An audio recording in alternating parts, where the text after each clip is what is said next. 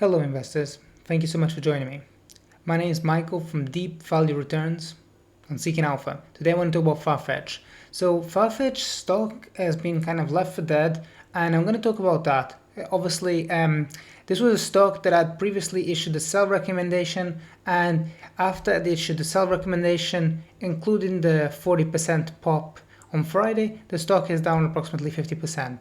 So after seeing the stock fall 50%, including the 40% pop, I'm kind of revisiting the story here and unpicking this and trying to see what's at play. So I think it's quite a compelling investment at this at approximately 7.8 billion market cap. So yeah, just let's get into it. So as already alluded to, I previously for Deep Value members issued a call back in May of 2021, and at the time it was kind of close to like the massive selling that had been happening, and it was a tough call. It was a really tough call to make, and I made that call, and including the pop on Friday, the stock is down approximately 50%. I put it out on the public site. I said, I said that I should have been, sorry, this is what I wrote actually for the marketplace members. I said that I should have been swifter on my feet in February, but I can't deal with the facts in the past. I have to take ownership here and be honest with myself and you. The easiest option for me would be to bury my head in the sand and pretend that this isn't happening.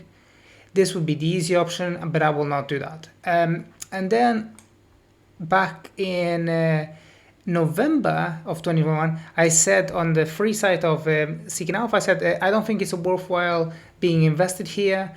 And since that point in November, the stock is down, including the pop on Friday, the stock is down 40%. And I think that, there was good reasons for that.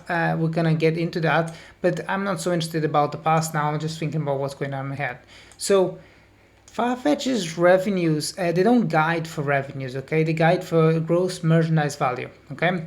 Now, I've kind of done some back of the envelope calculations here, and I've assumed that the gross merchandise value translates into revenues at approximately 53%. You can use different estimates. I've kind of used the average of the 2 years, 2020 and 2021. And according to that GMV guidance, I think that we're looking at approximately 4.8 billion for the digital GMV and approximately 580 million for the brand GMV. So altogether, we're looking at approximately 2.8 billion in revenues for Farfetch as a whole in 2022. My estimate is ever so slightly lower than what the street is putting it at. The street is putting close to 2.9 billion. I've already taken the kind of mostly very close to the high end of their guidance. So I don't know how, that's one of the kind of worries that I have here. Like, it could be the case that investors could punish this quite significantly for, if analysts have to downwards revise their models. I would like to hope, but I don't know. I would like to hope that since the stock has been absolutely battered, that people are just like, okay, yes, fine. We're more than happy with that. Getting close to 2.8 billion is close enough to 2.9 billion, and people be quite happy with that. I don't know. People can be quite fickle at times, so I don't really know how that plays out. So what is interesting here is that Farfetch is a marketplace for luxury items. Okay, what's compelling is that kind of dynamic that you have in network effects. So marketplaces can be really interesting business model if you're able to get enough buyers on the platform. So it's quite easy, obviously, to get sellers to sell their merchandise. It's more difficult to get a lot of buyers. And throughout the pandemic, we've seen all kinds of marketplaces showing up, but there's no really luxury branded marketplace that have the presence of Farfetch. So I think that this is something that is quite interesting. During the earnings call, they talk about that Farfetch continuing to grow the GMV at mid to high 20s. So altogether, the signals seem to imply that this business is going to be growing quite healthily in 2022. Now, what I'm particularly attracted to right here, not sure if you can pause the video and have a look and compare and contrast, that in 2020, EBITDA margins ended the year at approximately negative 3.2%. For 2021 as a whole, it ended at approximately break even. But quarter over quarter, you can see that there's a steady, consistent improvement in EBITDA margins each and every quarter, year over year. And the all-important Q4 quarter was particularly strong for Farfetch. So it just cements that kind of progress that they've made in 2021. With all that in mind, they're guiding for approximately 1 to 2% EBITDA margins for 2022 as a whole. Now, if we just stop and unpick that, so let's put some numbers to this, okay? So if we look at it, in 2020, they had negative 47 million of EBITDA. In 2021, they had positive 2 million. So essentially kind of break even, okay?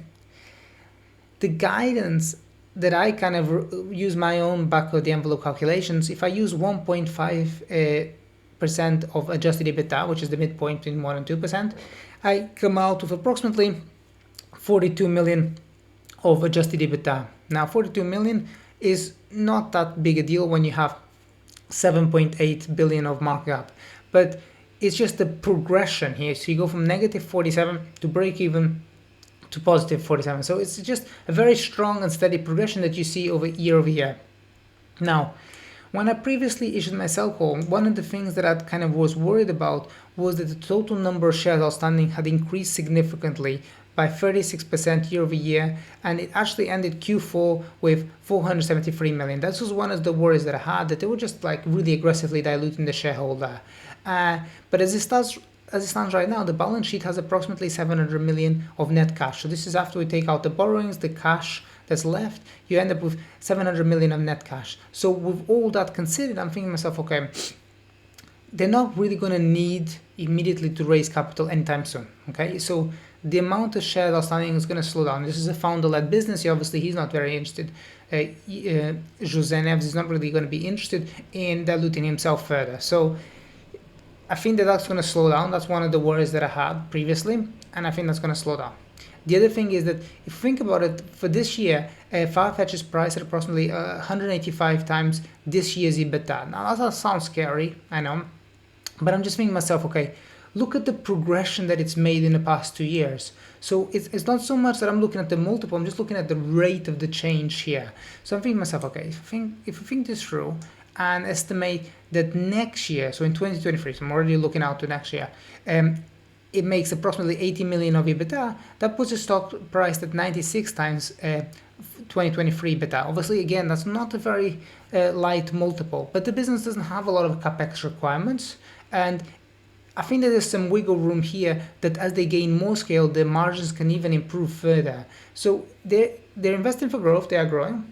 They're making cost reductions. They are keeping a lid, I suspect, on the number of shares outstanding. So altogether, I think that there's a lot here to be compelled about this business. So I think that anyone kind of investing in Farfetch right now, the thesis is the following. People are just kind of quite distressed about the stock being down so much and not willing to consider it. So I think that's quite a compelling investment, and I hope that you'll let me know what you think, and thank you so much. Don't forget to check out my marketplace called Deep Value Returns. Hope to see you soon. Thank you. Bye-bye.